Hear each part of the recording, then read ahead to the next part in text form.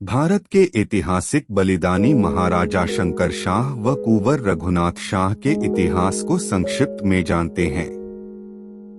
भारतीय स्वतंत्रता संग्राम के इतिहास में आजादी के दीवानों एवं क्रांतिकारियों को अमानवीय सजा व फांसी पर लटकाने के अनगिनत उदाहरण दर्ज हैं, किंतु किसी क्रांतिकारी को तोप के मुहाने में जीवित बांधकर गोला बारूद से उड़ा देने की देश में यह पहली घटना थी।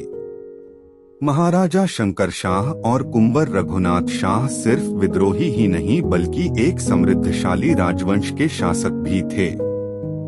मराठों और भोसले राजघरानों ने मिलकर गोंड राजवंश को समाप्त करने का षड्यंत्र किया, जिससे गोंड साम्राज्य कमजोर हुआ, परंतु अदम्य साहस व वीरता के प्रतीक महाराजा शंकर शाह ने घुटने नहीं टेके और जबलपुर डिवीजन में अंग्रेजों के खिलाफ अपने बलबूते पर सशस्त्र बगावत खड़ी कर दी। भारतीय राजघरानों को आपस में लड़वाकर अंग्रेजों ने भारत को अंततः पूरी तरह गुलाम बना डाला। गढ़ा मंडला के शक्तिशाली साम्राज्य के साथ मिलकर यदि मराठों और भोसले राजघरानों ने संयुक्त रूप से अंग्रेजों के खिलाफ लड़ा होता तो 1857 में ही अंग्रेज भारत से भाग जाते। 18 सितंबर की तारीख स्वतंत्रता आंदोलन की एकलौती ऐतिहासिक घटना है, जिसमें गोंडवाना साम्राज्य के शूरवीर राजा व कुंवर दोनों को तोप के मुहाने पर बांधकर तोप चला दिया गया, जिससे गोंड वंश के सपूतों के चीथड़े उड़ गए।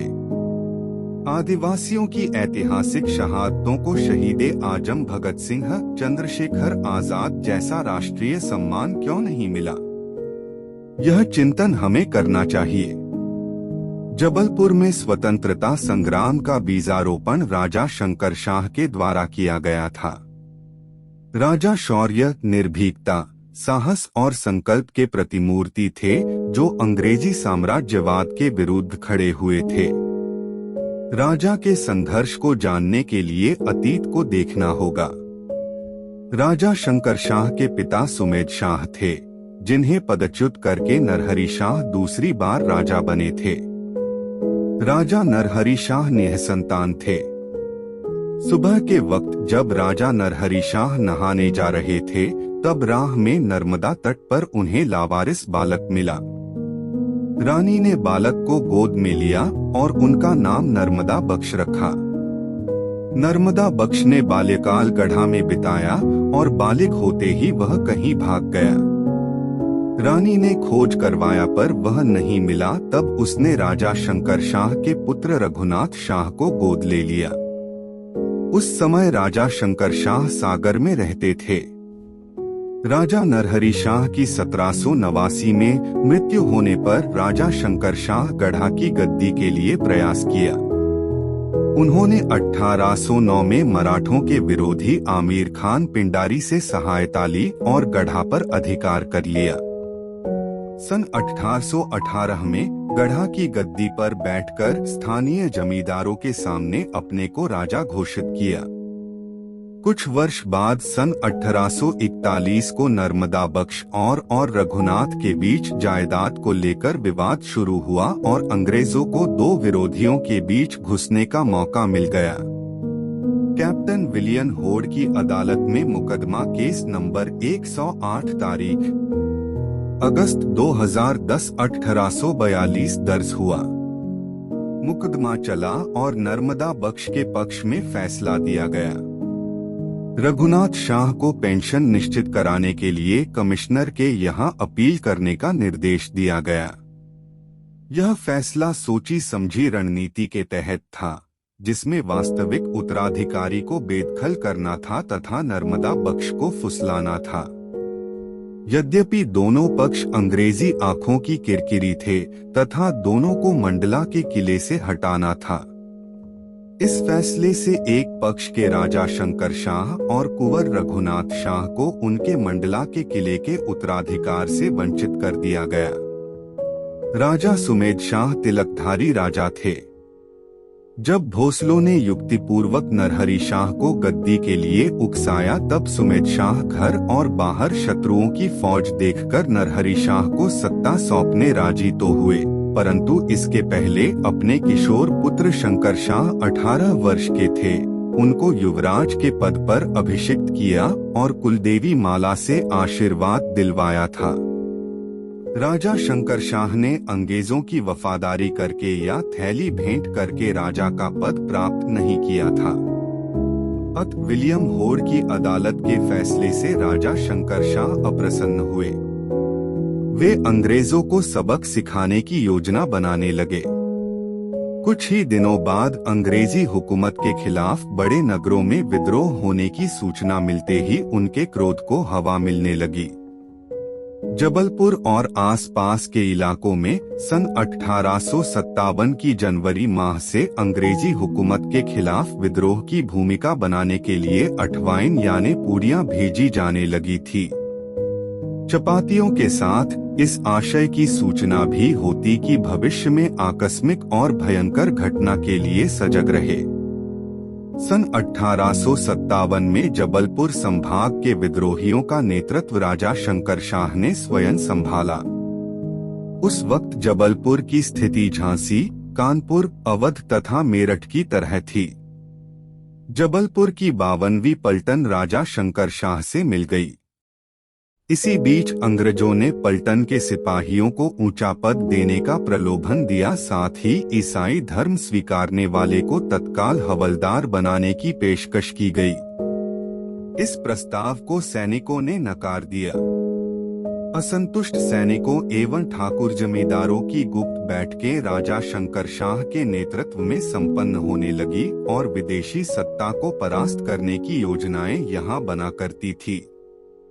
राजा के सहयोगियों में ठाकुर कुंदन सिंह, जयसिंह देव, जगत सिंह, मुनीर गौसिया, भीमक सिंह, शिवनाथ सिंह, उमराव सिंह, देवी सिंह, ठाकुर खुमान सिंह, रानी रामगढ़, बलभद्र सिंह, राजा दिलराज सिंह, राजा शिवभानु सिंह, ठाकुर नरवर सिंह, बहादुर सिंह और कुछ मालगुजार तथा 52वीं पलटन के ठाकुर पांडे और गजाधर तिवारी प्रमुख थे।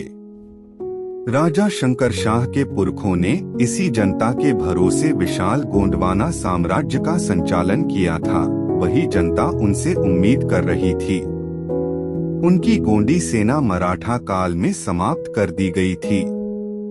सैनिक और उनके सेनानायक भी गुजर गए थे, परंतु उनके वारिसों के घरों में पुराने जंग लगे अस्त्र शस्त्र अब भी मौजूद थे।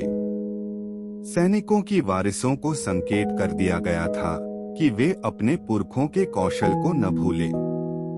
वे सभी अवसर निकालकर राजा से मिल लेते थे। कुछ तो रानी फूलकुंवर देवी से धनुष बाण, बंदूक, तलवार, गुफान और गुलेल का प्रशिक्षण भी प्राप्त कर रहे थे। रानी की सेना में गुरिल्ला टुकड़ियां भी थीं, जो कठिन जगहों में लड़ने में समक्ष थीं। साथ ही सागर, जबलपुर, मंडला, नरसिंहपुर जिले के गोंड मालगुजारों, जमींदारों का राजा से प्रत्यक्ष व परोक्ष रूप से संपर्क भी बना रहता था। यह सब देख अंग्रेज सरकार डर गई और विद्रोहियों के दमन के लिए फौज दस्ता बुलवाई, जिसमें दस्ता नंबर 1 चौथी पलटन मद्रास कैलेवरी, घुड़सवार, कप्तान टाटेनमो। दस्ता नंबर 2 33वीं पलटन नेटिव इन्फेंट्री, पैदल सेना, फौज, कप्तान कर्नल मिलर।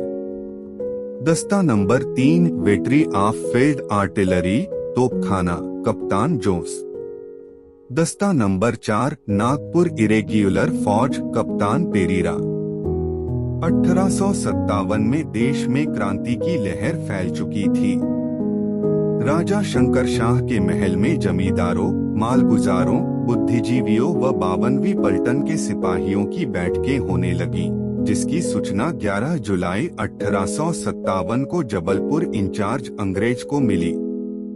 उन्होंने यह सूचना डिप्टी कमिश्नर लेफ्टिनेंट क्लार्क व कमिश्नर मेजर एरस्किन को दी। सितंबर 1857 के प्रारंभ में कैप्टन मोक्सन को 52वीं पलटन के एक पंडित और एक सिपाही के माध्यम से सूचना मिली कि उनकी टुकड़ी के कुछ सिपाही राजा शंकर शाह से मिलकर षड्यंत्र रच रहे हैं कि सारे अंग्रेजों को मार डाला जाए। इस खबर की जानकारी ली गई तो पता चला कि पलटन के 8 से 10 सिपाही और कुछ जमींदार लोग राजा व उनके लड़के रघुनाथ शाह से मिलकर गुप्त मंत्रणा करते रहे। खुशाल चंद नामक गद्दार राजमहल की सभी जानकारी अंग्रेजों को देता रहता था। 1857 में विद्रोह के निर्णायक क्षणों में सेठ खुशाल चंद ने मेजर एरस्काइन को घुड़सवार सेना खड़ी करने के लिए बड़ी रकम अग्रिम दी। इतना ही नहीं, अपितु 1857 के वर्षाकाल में उसने पूरी अंग्रेज सेना को खाद्यान्न की आपूर्ति की। यह स्थानीय स्तर पर मदद रही।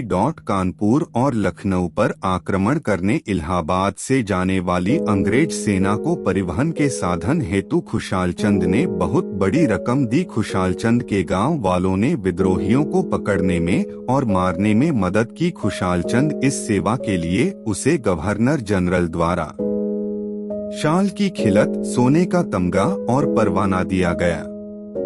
उसके 2 पुत्र हुए, सेठ गोकुलदास और सेठ गोपालदास। चाटुकारों से सूचना मिलने पर पुख्ता जानकारी के लिए लेफ्टिनेंट क्लार्क ने अपना वफादार चपरासी भद्दू सिंह को नकली फकीर बनाकर राजमहल भेजा। उस समय मऊ, मेरठ, दमदम, बैरकपुर व छावनियों में क्रांतिकारी साधु फकीर विभिन्न प्रकार के वेश और रूप धारण करके क्रांति का कार्य करते थे।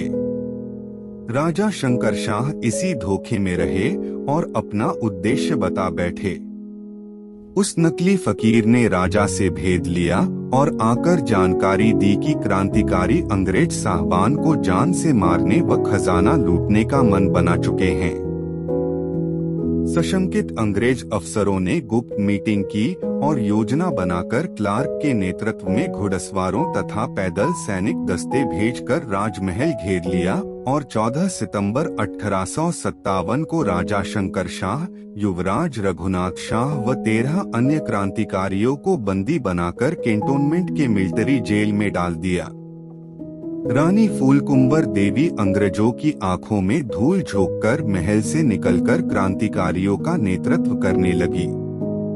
राजा शंकर शाह और उनके साथियों को पकड़े जाने की यह घटना इतनी तीव्र गति से घटी जिसे क्रांतिकारी समझ नहीं पाए। कुंवर रघुनाथ शाह अपने पिता की तरह देशभक्त और मातृभूमि के लिए जान निछावर करने वाले युवक थे। राजा शंकर शाह अंग्रेजों के आशय को जानते थे। भविष्यफल के जानकर राजा ने अपने बेटे से कहा, बेटा रघुनाथ, अपने पीछे ऐसा नाम छोड़ जाओ कि आने वाली अनंत पीढ़ियां तुम्हारे स्मरण में अपने को शुद्ध करती रहें। राजा शंकर शाह की गिरफ्तारी पश्चात राजमहल की तलाशी की गई तो राजमहल से अंग्रेजों के खिलाफ विद्रोह के ढेरों दस्तावेज मिले, जिसमें राजा की लिखी हुई एक कविता भी थी जो इस प्रकार है। मूंद मुख दंडिन को, चुंगलों को बचाई खाई, खूंददार दुष्टन को शत्रु संहारिका, मार अंग्रेज रंज कर दी मात चंडी, बचे नहीं बैरी बाल बच्चे संहारिका, शंकर की रक्षा कर दास प्रतिपाल कर, दीन की पुकार सुन जाए मात हालिका, खायले मलेच्छन को झैल नहीं करो मात, भक्षण कर तक्षण दौर माता कलिका। कविता के द्वारा आराध्य देवियों की स्तुति, जिसमें अंग्रेजी हुकूमत को नष्ट कर सत्ताहीन होने की अर्चना की गई थी। इसी को आधार मानकर जबलपुर के डिस्ट्रिक्ट कोर्ट में राजा व युवराज पर देशद्रोह का मुकदमा चलाया गया और सजा-ए मौत सुना दिया गया। दिनांक 18 सितंबर 1857 को क्वार माह की अमावस के दिन ठीक 11 बजे सूर्य ग्रहण का समय था। पिता व पुत्र को तोप के मुहाने पर बांधकर तोप चला दिया गया और उसी दिन उनकी संपत्ति राजसात कर ली गई। राजा के हथियार, जिनमें तलवार, ढाल, फरसा, कुल्हाड़ी, दोधारी तलवार, नेजा, किरचें, जाली बख्तर यानी लोहे के जालीदार कवच, सिरस्त्राण यानी सिरटोप, बंदूक, तोप आदि सब जब्त कर लिए गए।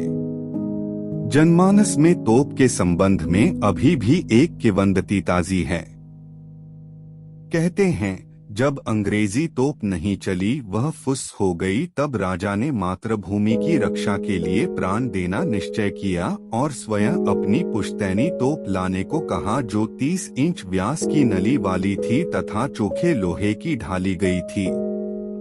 रानी फूलकुंवर देवी के लिए यह असहनीय पल था। पति और पुत्र को खोने के बाद भी वह क्षत्राणी वेश बदलकर अपने साथियों के साथ शहीद स्थल पर आई और यत्र तत्र बिखरे देहावशेषों को एकत्रित कर रानी ने दोनों का अंतिम संस्कार किया और मंडला की ओर चली गई। इधर मृत्यु दंड की खबर सुनते ही जन सैलाब शहीद स्थल पर उमड़ पड़ा। वर्तमान उच्च न्यायालय और वन विभाग के कार्यालय के बीच का स्थल महान देशभक्त पिता पुत्र का शहीद स्थल है। वहां स्थित पेड़ जिसे लोग तीर्थ बनाकर श्रद्धा सुमन अर्पित करने लगे और अपने राजा को याद करने के लिए रोज सैकड़ों श्रद्धालु आने लगे, तब अंग्रेजों ने उस पेड़ को कटवा दिया। जैसे जैसे उनकी भयावह मृत्यु दंड की खबर गांवों में फैलती गई, लोगों का रेला पहुंचने लगा। बरगी, बरेला, पनागर, सीहोर, नारायणपुर, कैमोरी, कटंगी, पाटन, कोनी, मंडला, घुघरी, दमोह, नरसिंहपुर आदि के साथ साथ संपूर्ण नर्मदा सोन घाटी पर क्रांति की आग सुलग गई। हिरण का कछार रक्त रंजित हो गया। उधर कुंडल के जंगलों में क्रांतिकारी फैल गए और सरकारी दफ्तरों में लूटपाट मचाने लगे। उन्हें पकड़ने पुलिस जाती तो वे देवगढ़ की गुफाओं में छुप जाते थे। इसके अतिरिक्त छतरपुर, सोनपुर, इंद्राना के जंगल इनके अड्डे थे। 52वीं पलटन के सिपाही हथियार लूटकर बैरक छोड़ पाटन पहुंच गए और वहां पदस्थ मैकग्रेगर को अपने कब्जे में ले लिया। बाद में कटंगी के पास उनकी हत्या कर अपने क्रोध को कुछ शांत किया। अंग्रेजी हुकूमत सतर्क हुई। प्रत्येक बड़े कस्बे में छावनी स्थापित कर दी गई। गोंडकालीन पड़ाव सोनपुर, इमलई, पनागर, बरगी, कटंगी, पाटन, सीहोरा आदि ग्रामों में फौजी दस्ते नियुक्त किए गए। 7 नवंबर 1857 को कप्तान टाटेनहोम और लेफ्टिनेंट सीएम स्टीवार्ट पनागर में थे। तभी उन्हें जानकारी मिली कि गोसलपुर को नीमखेड़ा के विद्रोहियों द्वारा लूटा जा रहा है। अंग्रेजी सेना वहां तक पहुंचती तब तक विद्रोही भाग चुके थे। उन्हें जानकारी मिली कि करीब 1000 विद्रोही कटरा रमखेरिया की तरफ गए हैं। सेना वहां पहुंची लेकिन वहां भी कोई विद्रोही नहीं मिले।